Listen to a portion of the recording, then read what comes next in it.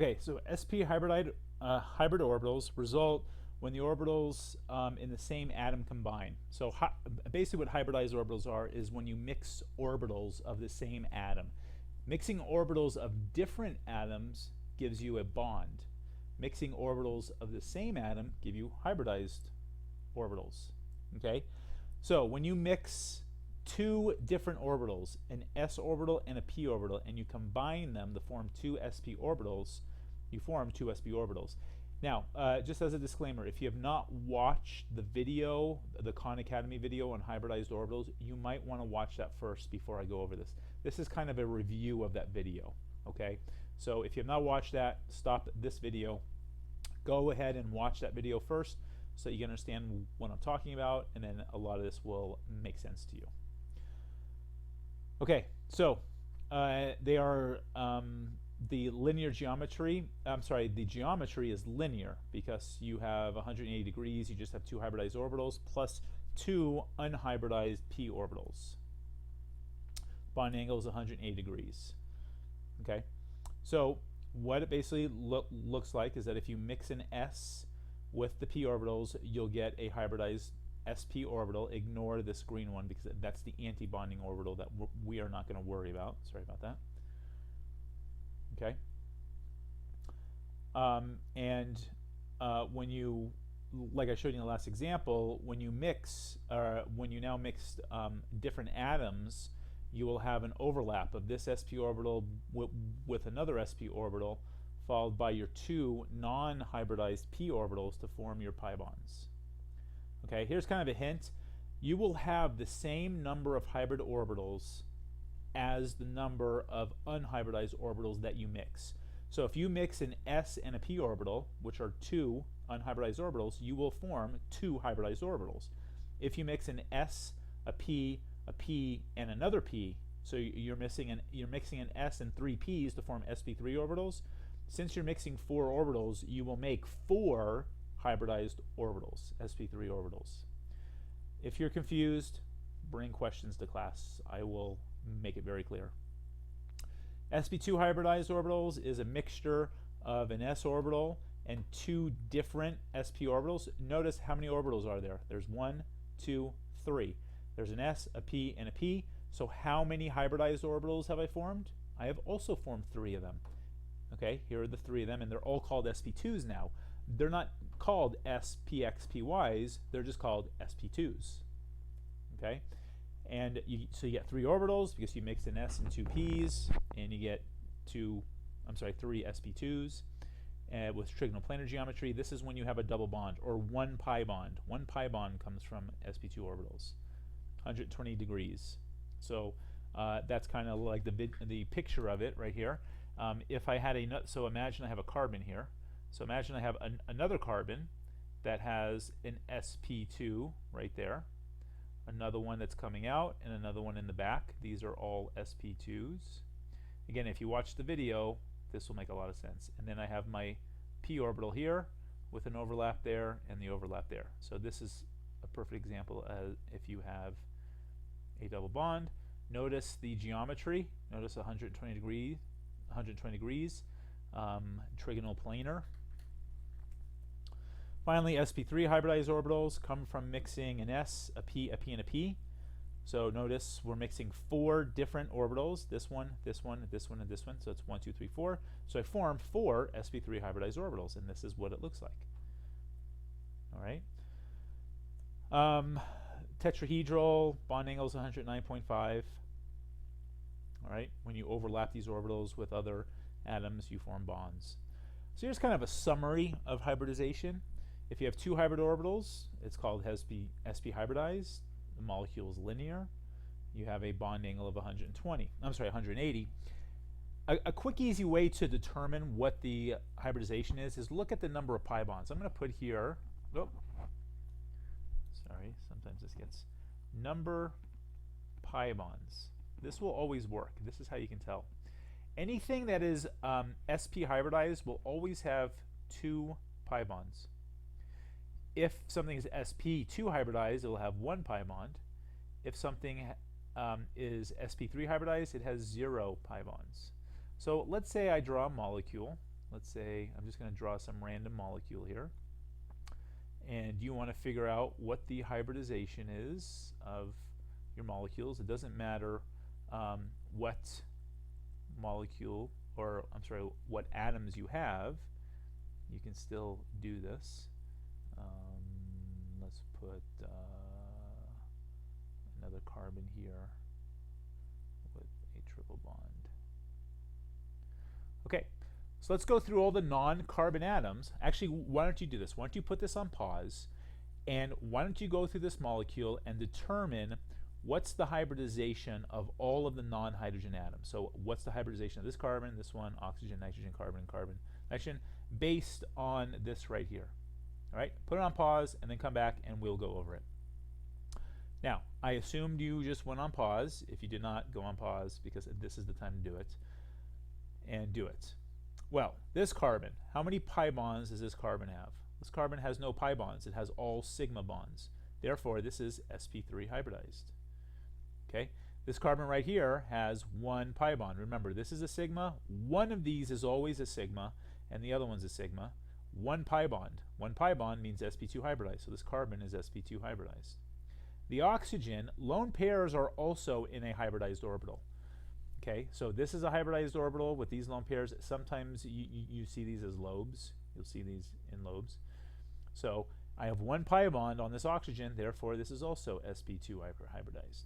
This nitrogen has one pi bond. This carbon has one pi bond. These are both sp2 hybridized. This carbon has two pi bonds, a pi bond here and a pi bond here, plus it has a sigma bond and another sigma bond. So it just has two pi bonds, therefore two pi bonds means sp hybridized. And this nitrogen has a lone pair, which is in a hybridized orbital, but it also has two pi bonds. So therefore this is also sp. So that's kind of the quick, easy way. That's how I want you to be able to determine the hybridization of atoms. Is by that's a quick, easy way. It will always work. It doesn't matter what atoms you have, however many pi bonds you have, it tells you the hybridization.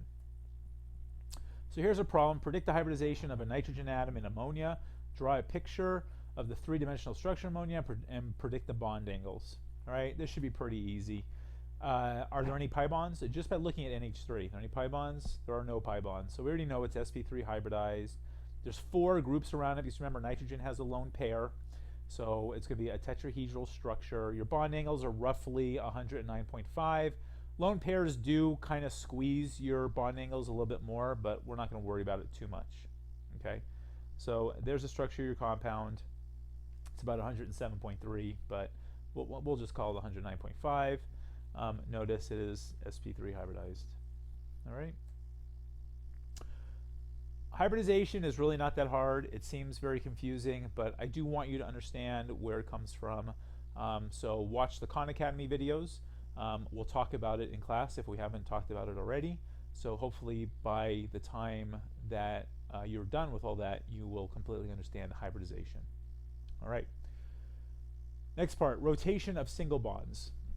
Okay, if you have a single bond, that means you just have one sigma bond. And these molecules easily rotate. Okay, so notice this sigma bond of ethane is, you have two hybridized orbitals and you form a single bond. All right, but notice you can rotate around that bond. That means I can take this carbon and rotate this so all the hydrogens are going around and around and around. Okay, if you have your model set, make a model set of ethane and just kind of twist your carbons around and you'll see your hydrogens go around and around. This is kind of showing you what's called an eclipsed molecule. We'll notice the hydrogens, these hydrogens are in the same plane. These hydrogens that are coming out are in the same plane. And these hydrogens in the back are in the same plane. So they are eclipsing each other. If you were to look at this molecule this way, so imagine I turn the molecule, my eyeball is right here and I'm looking at it this way, this hydrogen would be hiding behind this hydrogen. So imagine you're looking this way. If you can't do that, make the models and rotate it. This hydrogen is directly behind this hydrogen, and this hydrogen is directly behind this hydrogen. That's why it's eclipsed. They're eclipsing each other like a solar eclipse. Staggered is when you rotate it out of the plane. Notice if I look at this direction now, there is nothing behind this hydrogen. Here I have a hydrogen, there is nothing behind it. These hydrogens are to the left and to the right of this hydrogen. So it's staggered. You basically, if you're looking here, you have a hydrogen here, you have a hydrogen in between these two, which is the one in the back. You'll have this one. This one is in between these two, and then this hydrogen, and then this hydrogen is in between those two. And it kind of keeps going around and around and around. Okay, so ethane is composed of two methyl groups bounded by the overlapping sp3 hybrid orbitals, and there's free rotation along the single bond. As far as this eclipsing and staggered, don't worry, we're going to see a lot of this stuff. We're going to be seeing what's called a Newman projection, which is a way to look at it at the side-on view. Okay, but right now let's talk about the bonding of ethylene. Ethylene does not rotate. Let's talk about why ethylene does not rotate. Because now we have a pi bond. Look at this pi bond. This pi bond kind of traps it in this position. Okay, if you were to rotate this carbon, you would have to break this bond. And you don't need to be a PhD in chemist to know that if you break a bond, that's pretty high in energy. That's not something the molecule is going to want to do very easily. Okay, so when you start making pi bonds, you no longer have free rotation. So as soon as you get a triple bond, you have even less rotation because it's really, you have two pi bonds. So if I were to rotate this, I would have to break these, the green part and the blue part, and rotate it. So ethylene has 3 sigma bonds. Okay, obviously those 3 come from, here's 1, here's 2, and then that one is 3. Okay. They're all sp2 hybrid orbitals. We already talked about this. The unhybridized p orbital of the carbon is perpendicular to the sp2 orbital, and it's parallel to the unhybridized other p orbital of the second carbon. We've already talked about all this. The overlap produce a pi bond, and it's located above and below the sigma bond. And the next one is going to talk about the rotation, what I just talked about. So here's what it looks like. In order to rotate it, you have to break this. Notice it rotated, and this pi bond is now broken. There's a big X saying, yeah, that's not going to do that. No overlap with the ends perpendicular. Okay, they are perpendicular to each other now. They want to be parallel. Okay, so this is not going to happen. You do not have rotation, and the reason is because trying to break it. Plus, you have unpaired. Listen, look, I have an unpaired electron here, unpaired electron here. Electrons do not want to be unpaired. Okay, so double bonds do not rotate. Basically, pi bonds don't rotate. That's the better like take-home message. Okay, if you have a pi bond, doesn't matter if it's a double or a triple bond. If you have a pi bond, it's not going to want to break. Right? Compounds that differ in how their substituents are arranged around a double bond can be isolated and separated. We'll talk about that in a second. Okay, isomerism or isomers. These are molecules that have the same molecular formula but differ in the arrangements of their atoms. Right? They are called isomers. All right? We will see a bunch of them.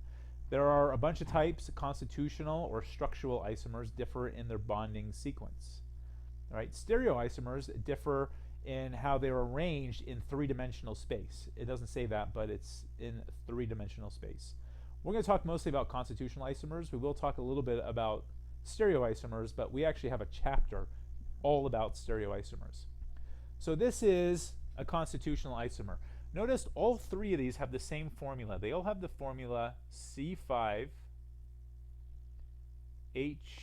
All right, so 1, 2, 3, 4, 5 carbons, and then 3 plus 2 is 5, plus another 2 is 7, plus another 2 is 9, plus another 13 is 12.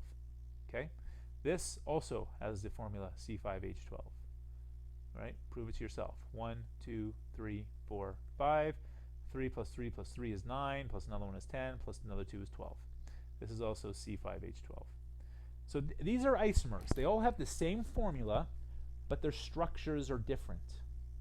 These are not the same compound. They all have different properties. They have different boiling points, different melting points, reactivity. These pretty much react the same, but there could be other compounds that have different reactivities. So this is what's called a constitutional isomer. Right? So constitutional isomers have the same chemical formula, but the atoms are connected in a different order. Constitutional isomers have different properties. That's what I just said. The number of isomers increase rapidly as the number of carbon atoms increase. There is not really a formula that you can quantitate, but you basically have to do all of them.